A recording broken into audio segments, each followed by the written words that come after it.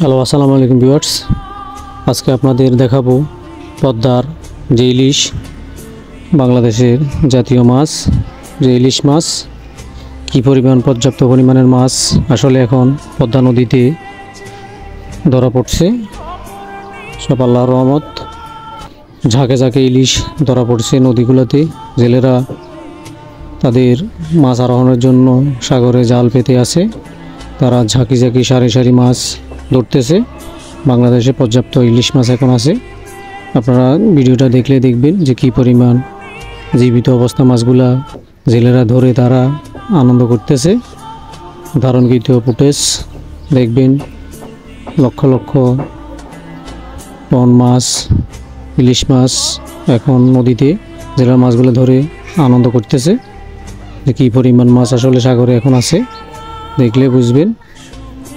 বিভিন্নভাবে মাছ আরোহণ করতেছে।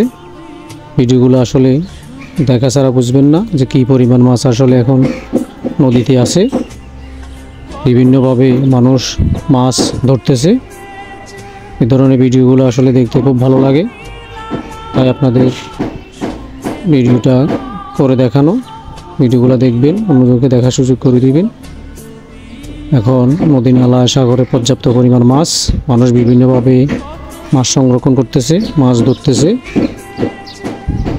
হাজার হাজার মানুষ জীবিকার তাগিদে মাছ ধরে জীবিকা নির্বাহ করে। যে টনে টনে মাছ বাজারগুলোতে এখন বিক্রি হচ্ছে।